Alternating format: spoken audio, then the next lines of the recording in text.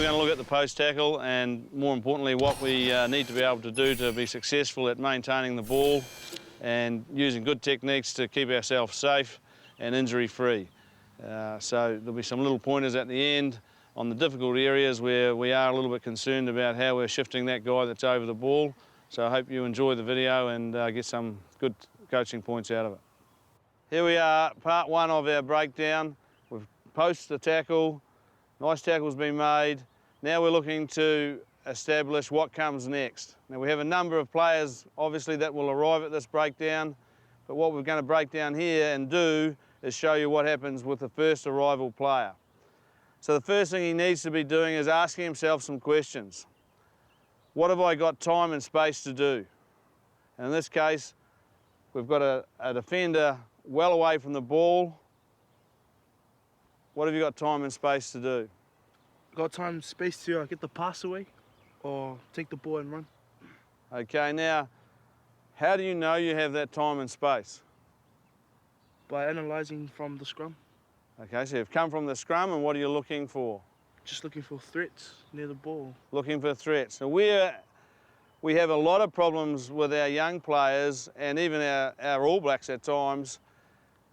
We want to ball watch. We want to be looking where the ball is, but that's where the threats are. The ball will stay where it is. It won't go away. So we've got to teach our players to look for the threats. And in this case, we're talking about as soon as we've come from the scrum, we're anticipating where the tackle is going to be made, who's going to dominate the tackle, and where do I need to be at that point. And where is the opposition going to be at that point also. So in this case, we've made a decision 6 metres out that I've got time and space to pass the ball. So do I need to come in square on the ball? No, not come in the angle so you can get that pass away. Exactly, very good answer. Come from the angle and get the ball away. That also allows you to be able to pick it and run if you want to, or pick it and pop to another player. The second scenario is now we bring our defender in closer, we cut down our time and space to be able to do things. And then so, now what is our decision? To clean out and take out the threat. Okay, so now we're looking at removing a player away from the ball who's a threat. Obviously we're looking to do it legally. What are the key things we need to be looking at? Low and taking the chest or the space of the chest. Okay, so if we're looking to get low, how do we get low? Bending our knees. Very good. We bend our knees rather than hinge at the back. Especially those big tall guys. You know, they like to bend at the waist rather than bending here at the knees. The key thing we want to do is we want to own the space underneath the defender and over the ball. So we look at that just quietly without taking him out, just come in and get in that position that we're looking for. So we're in a nice low position, we're underneath his shoulders, under this player here, over the ball, owning the space, what we call owning the space above the ball.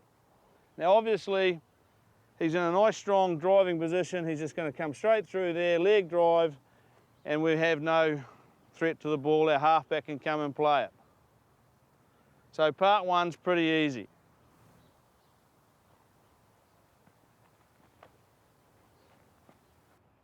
So just to end part one, summarising it, make our decisions early, eyes up, not ball watching, eyes up, looking for the threat, owning the space above the ball and below the defender, and then using good leg drive to remove that player away from the scene. Key thing to remember too, make sure we come through the gate. Otherwise we give away a silly penalty. So we've seen part one, here's part two. We're adding in the second support player, both from the defending side and the attacking side. So first question we ask, what's the role of support player two? To support the first support player. Great answer. Most people will tell me that they're going to come here and support the ball carrier. But this man's role is to support his first player who's taken out the first threat. So a top answer. So where are you going to make that decision? I'm going to come from depth to make the decision from there. Great answer again, because too many times we see players right at international level, right down to young schoolboys, getting too close. So they can't actually be effective. In fact, get into poor body positions and risk getting injured. So we've got our second support player coming from depth. What decisions is he going to make that are any different to our first support player? I'm going to see if there's any threats to take out, and also to see if there's time and space to pass the ball away or pick and go. And saying that, what he is repeating is what this man's already done. So we're going to keep it really simple. When you're coaching it, keep it simple. The jobs don't vary as long as we've got our players doing their right roles and right tasks. So as he's coming into this breakdown, he's got his eyes up, he's looking for our threat, and he's basing it on time and space. So we've just removed the first threat. Our second threat's there. We have no time and space to pass the ball. What is the key thing we've got to do with you now? Get lower than him to be able to clean him out. Okay, once again, how do we get nice and low? Bend our knees. Bend our knees. And I'll repeat myself, we don't bend at the hips, we bend at our knees. Okay, let's have a look at that. We bend our knees. What does that look like? Good, very good. We've got this man over the ball. Now, what do we want you to do once you've bent your knees, you're in that nice strong position?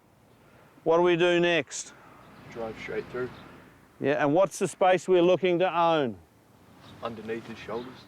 Yes, again, a repeat of what we did in part one, own the space underneath his chest and over the ball. And if we just see that in slow motion, there it is again. Just a simple repeat of part one. Okay, now we're going to look at part one and part two coming in and making it a whole. So key things to look for, coming through the gate from the players, both sides, good long body positions, low body positions I should say, making sure we've got our eyes looking over those sunglasses so our head's up, and then owning that space over the ball and underneath the opposition. So we're looking at from it now, so in comes our first support player. In comes our second support player. Good, very good. Now we'll just do it once more and we'll quicken it up a little. Go.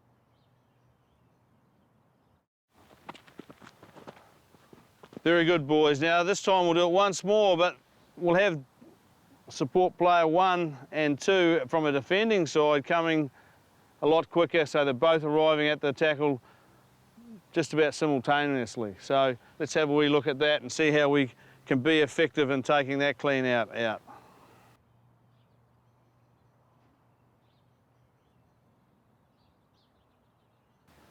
You may not have picked it up on the video, but the young men coming in that time identified their threats. They said, I'm 1, I'm 2. So straight away we've got clarity of who's doing what, who's taking out the threat, the first threat, who's taking out the second threat. So excellent, boys, well done.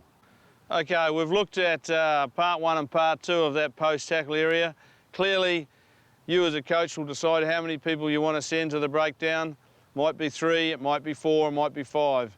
But the simple facts of the matter is the roles don't change. The more people you send, they're exactly the same. You want people to be looking for threats, identifying them with their eyes up rather than ball watching.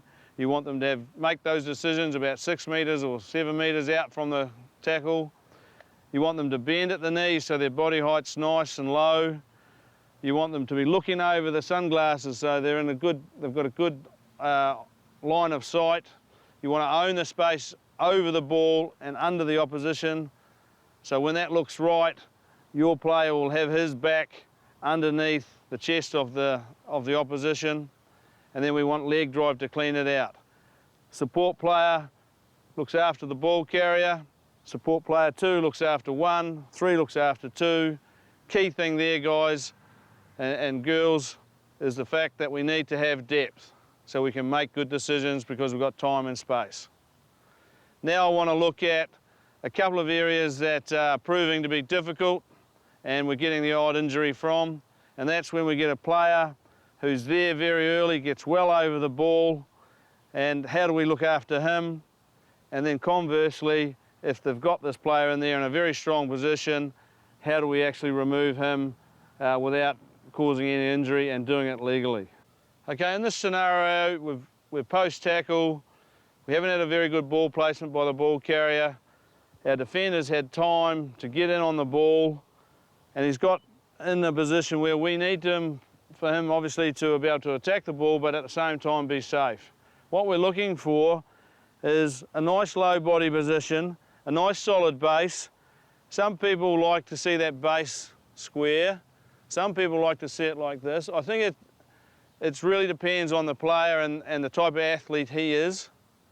So how he's comfortable. In this case, our player has stepped over, but the variation on that is him coming back and having his foot, you lift your foot up and come back to me and bending and being really strong there in this case here, making sure that he knows he's going to get contact. So he's bracing himself for that physical impact.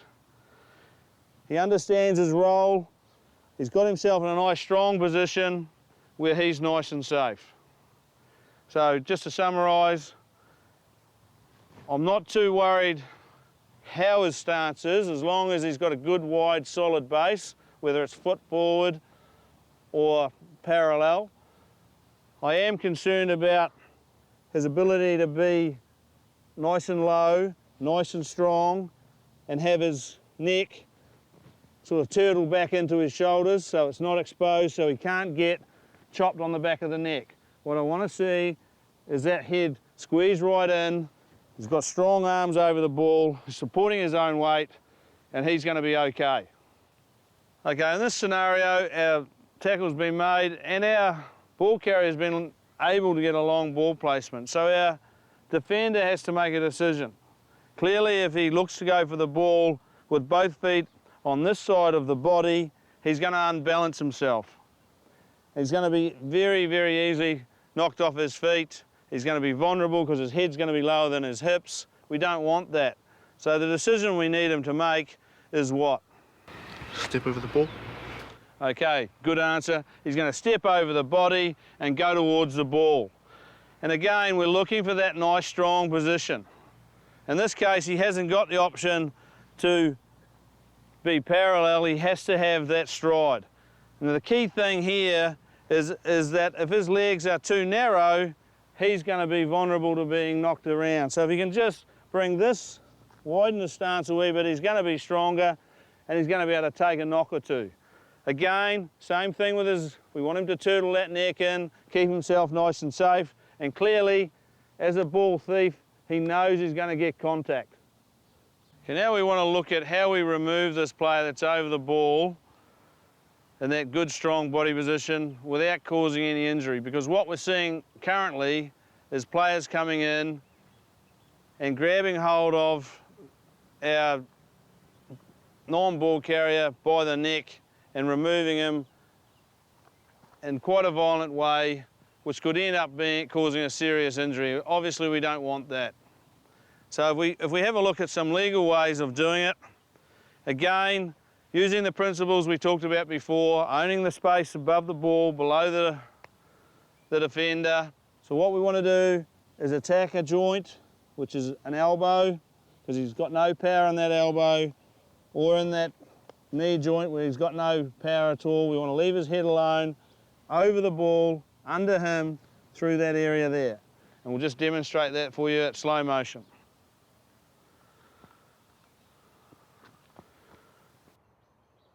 To do that effectively, sometimes we can't come in there at 100 miles an hour. You know, a lot of the times we see players coming in too fast into that breakdown area, losing their technique. It might mean that you've got to slow down because this guy's actually done a good job. He's got in there and he's done his job. Another wee tip that we can use is as we come through the gate, we come with a little bit of depth through that gate, we subtly change our angle. So we've got a different view. We're not coming head on, we're actually coming a little bit from the side. So we just demonstrate that as you come through that gate. Just give yourself a little bit of angle so you can attack and drive him through. And again, so we've come through the gate, but what we've done is just give ourselves a little bit of angle to work with so we can see more of this player. Rather than just the front on, a narrow bit, we can actually see through his shoulder, through to his opposite hip.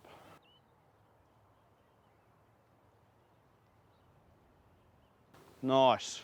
We exaggerated it a little bit, but that's what we're looking for. Give ourselves just a little bit of angle. Come through the gate, but then just get a little bit of angle. Now, to be able to do that, you've got to come with depth. You've got to come in from behind the ball. So you can't come from side door, otherwise we're going to give away a penalty. That's a nice, easy, effective and safe way to remove that player. Just one thing to remember, coaches, the principles we've talked about today, low body height, owning the space above the ball and under the opposition, applies to both teams with or without the ball. Okay, so if you're coaching the breakdown from a defending point of view, just implement the same principles we've talked about from an attacking point of view. One of the things we really desperately would like to see out of our game is a cheap shot. At the breakdown, we see it a lot. And I just want to demonstrate what we're talking about. Player goes over the ball, clean out guy comes, no arms, just has a cheap shot at our player's ribs. Coaches, players, if you're looking at this, ask yourself, is this what we want in our game?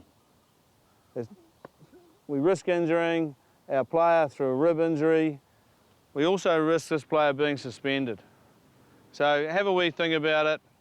The game's bigger than that. We as coaches and players are bigger than that. Let's do it right. You've seen some stuff today that you can go away and use, make your players feel safer, make your players feel better with their techniques, and clearly, obviously, because of that, they'll enjoy their game a lot more.